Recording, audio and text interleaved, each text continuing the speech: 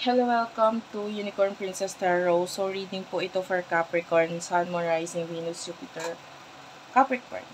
Okay, career and love reading tayo for the month of May going to June 2024. Sisimulan natin sa career. Ayan, pa-comment na lang guys sa baba. Kahit po heart lang smileys, malaking bagay yun sa akin. Start na natin ang reading. Anong mga naghihintay for the sign of Capricorn, Sun, Moon, Rising, Venus, Jupiter, Capricorn.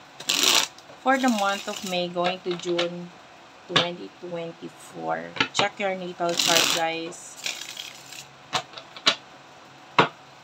Mga naghihintay para sa mga Capricorn para sa month ng May going to June 2024. So, guys, angel guide for May going to June 2024. Okay, isang shuffle na lang. Career muna tayo. Okay, this would like to come out. The devil is here. That's you, Capricorn.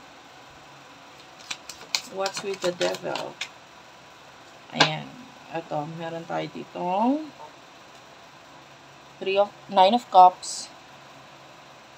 Okay.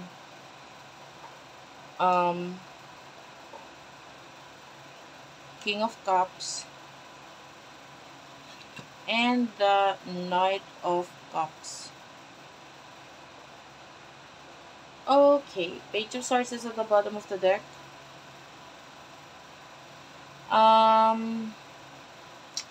Gusto ko muna i-clarify to guys, ha. Ito gagamitin kong card pang clarify.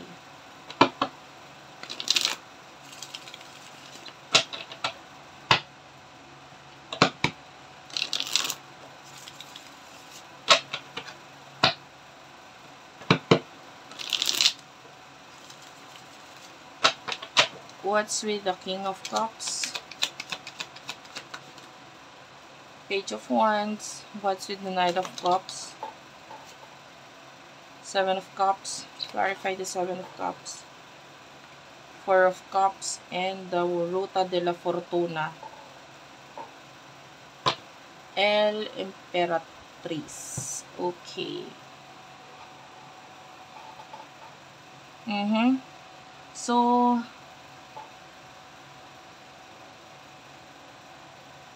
nakita tayo ng mga friends or mga tao sa paligid mo na parang you think they are friends, you think they are mga katrabaho or maybe even a boss na parang lumalabas sila as friends or parang parang masaya kausap sila or what. Yung iba empleyado or boss mo, whatever. But I can see these people na parang hindi mo sila dapat pagkatiwalaan agad or hindi mo dapat, it is like ginagawa kasi nila yon para mamanipula kanila. You know what I mean? Especially if you're dealing with a person na parang ang bait-bait ko, no? Pero mamaya, may inuutos na naman siya or may sinasabi na naman siya na gagawin mo ganito ganyan tapos siya na yun nasusunod sa'yo. If you're working in a company, for example, maybe kung hindi man yung mismong boss or yung may-ari is maybe your manager or someone who is nasusunod sa'yo.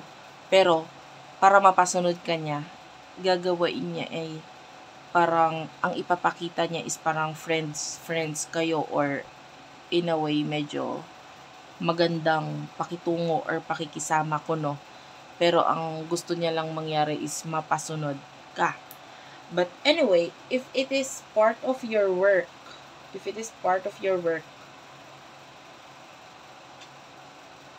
okay lang. Kasi of course, work mo yon. Dapat mo talagang gawin yon. Dapat mo talagang sundin yung tao, di ba? But some of you um, kung hindi ka sure kung dapat mo bang sundin, kasi or if kung hindi mo naman talaga gusto yung ipinapagawa, and then bakit mo gagawin, 'di ba? But anyway, hindi naman yung pinaka gagawain or yung trabaho yung ah sinasabi sa'yo dito or pinapa-focus sa'yo dito, but rather yung tao mismo na yon. Okay? Ano ba siya? Kasi nakakita rin naman tayo ng tao na concern sa'yo, na parang gusto rin naman talaga niya na mapabuti or mahangad mo or ma-achieve mo yung mga bagay na gusto mo, na ma-achieve mo yung mga pangarap mo. But some of you, there's a person who has this, the King of Cups. Kung makikita mo yung picture dito, there's a man who is wearing like may belo. Pero kung mapapansin mo yung belo is sa kalahating ulo lang, which is it is like showing to me as doble cara. Alam mo yung doble cara na ano? Yung doble cara is yung kayang kumanta ng pambabae, kayang kumanta ng panlalaki. So pwedeng may dalawa siyang personality, may dalawang personalidad itong taong to. So kung ano yung pinapakita niya sa'yo, so pinapakita niya mabait, maganda, ganyan, or kaibigan, ganyan.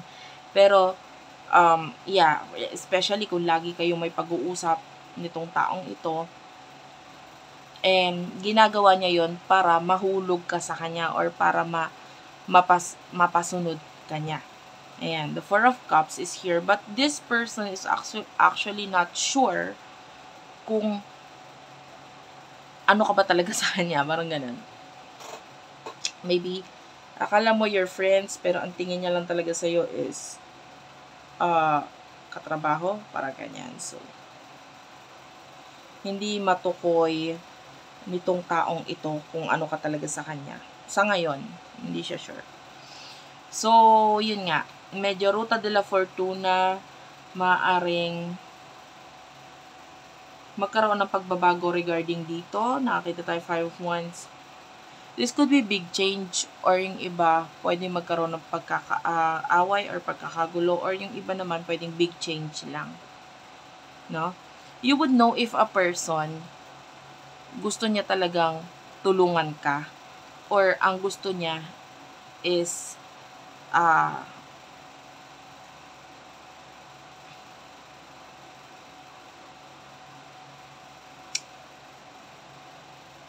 or ang gusto niya mapasunod ka.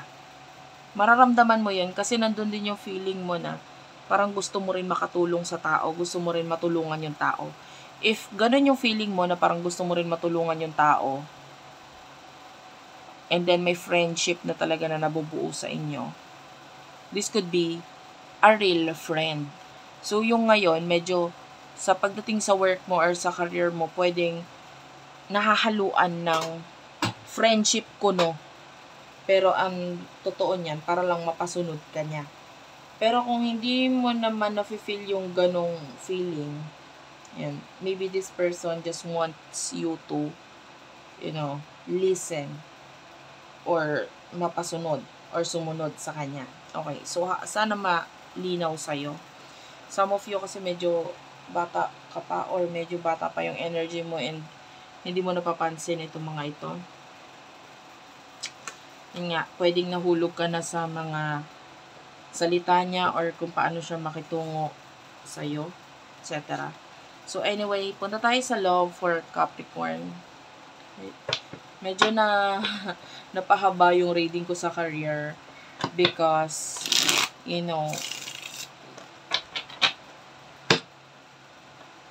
medyo mahirap i-interpret yung part na yon. Dahil yung iba nga, pwedeng hindi makarelate kasi sabihin nila, hindi, kaibigan ko talaga sila, ganito, ganyan. So, what's with the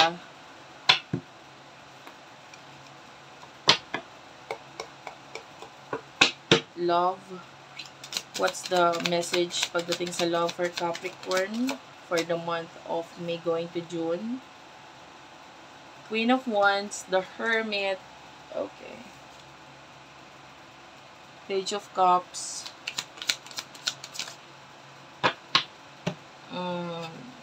the Emperor. Yeah, I can see you taking care of yourself in the near future. Nakikita natin yung pag-focus mo sa health mo. With the Page of Cups, nakakita tayo ng mga kakonect, kakommunicate,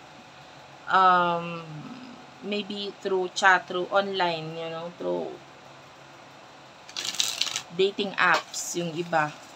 With the Hermit, pero hindi yun yung focus mo. Maybe you're doing it just for fun. Gusto mo lang kiligin, gusto mo lang na may kakonect, some of you. And wala naman ako nakikitang mali doon, no? With the Queen of Wands, this is a friend. Ito na naman tayo sa friend, no? So, parang yung buwan mo na ito talaga nagsa-circulate sa mga kaibigan. Ano ba to? Totoong kaibigan ba itong mga to? Ganyan, or what? But anyway, there's a friend na naman tayo na nakikita that maybe would give you advice regarding sa kung ano yung dapat mong gawin, kung sino yung mga dapat mong pakitunguhan talaga. And, yeah, pagdating sa love, I can see a friend who can give you advice regarding dito. Pero ikaw, kasi actually, wala kang pakialam eh. Wala kang pakialam sa kung ano yung tingin ng ibang tao sa'yo. Wala kang pakialam pagdating sa love, as long that you are happy. Ayan. And the more na nagiging masaya ka, the more na mas na-attract mo yung iba. Like, iba yung dating mo pag masaya ka. Iba yung dating mo pag... I'm seeing that you are very confident. You do have here the King of Wands, the Ten of Cups, and the Three of Wands. Ayan. Nakakita tayo dito ng person. Ten of Cups. This person really do likes you. Gusto niya ang pamilya mo or yung kultura mo. If this is a foreign person, pwedeng ganon. Gusto niya kultura mo, gusto ka niya. And this person wants to have a new beginning with you with the Ace of Wands. Queen of Coins is here. I'm seeing a very stable person. Ayan. Na pwedeng willing to travel. Willing na magkaroon ng you mag-travel to see you, to have this Ten of Cups with you. So, may tao tayo nakikitang ganun. And, kasi gusto niya maging masaya. And I feel like, mas mapapagtibay yung connection or yung relationship ninyo once na mangyari ito. Okay? So, there's a person who is willing to travel to see you. Namimiss ka niya. And whether may relationship kayo or wala pa, this person wants to see you, wants to have completion dito sa connection ninyo. Okay? Thank you for watching. I love you all and bye-bye.